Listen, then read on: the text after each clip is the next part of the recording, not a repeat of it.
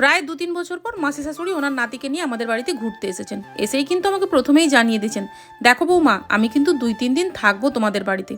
আমার তো কোনো রকম আপত্তি নেই, আমি কেন আপত্তি করতে যাবো মাসিমণি, তুমি তো অনেক বছর পর এসছো, থাকো না। আর এমনিতেও আমাদের বাড়িতে সেরকমভাবে কেউ আসে না, তুমি থাকলে বরং আমার ভালোই লাগবে। ওনারা আসার ঘন্টা 2-এর মধ্যেই দুই ভাইয়ের মধ্যে ভীষণ ভাব, যাকে বলে একেবারে গলায় গলায়।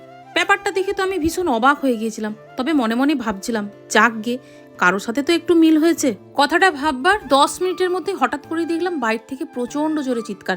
আমি, মাসিমণি, ওদিক থেকে মা, সবাই মিলে ছুটে গেল। দুই ভাইয়ের মধ্যে লঙ্কা কাণ্ড বেঁধে গেছে, যেটাকে ছাড়াতে আমাদের তো প্রায় নাজেহাল অবস্থা। একজন সমানে বলে যাচ্ছে, তুই কেন আমার মায়ের নামে এইভাবে বললি, আর একজন সমানে বলে যাচ্ছে, তুই তো প্রথমে বলেছিলি সেই জন্য তো আমি বলি। দুজনকে টানা হিচড়া করে থামিয়ে দিয়ে শেষে যখন জিজ্ঞাসা করলাম বাবুকে, হ্যাঁ রে ভাই, কি এমন বলেছিল যার জন্য তুই ভাইকে মারতে গেলি? ও তোমাকে ঢ্যাবনা বলেছে, সেই জন্য তোকে আমি মারতে গেলাম। ঢ্যাবনা বলেছে? কেন এমনি এমনি ঢ্যাবনা বলতে যাবে? শেষে যখন দেওরের ছেলেটাকেও শান্ত করে জিজ্ঞাসা করলাম, হ্যাঁ রে কি হয়েছে, তখন ও আমাকে জানালো, আমি তো বলেছিলাম যে জ্যাম্মা আমাদের বাড়িতে যাবে, দাদা সেটাকে শুনেছে ঢ্যাবনা, সেটা শুনেই আমাকে মারতে এসেছে। না গো মা, ও তোমাকে জ্যাম্মা বলেনি, ও তোমাকে ঢ্যাবনাই বলেছে। কেন বলেছে? ওকে আমি আবার। এটা নিয়ে দু ভাই এমন ঝগড়া বাঁধলো যে মাসিমণিকে ওই দিনই বাড়ি চলে যেতে হলো। তোমরা কে কে ছোটবেলায় ভাই বোনে মারপিট করেছো?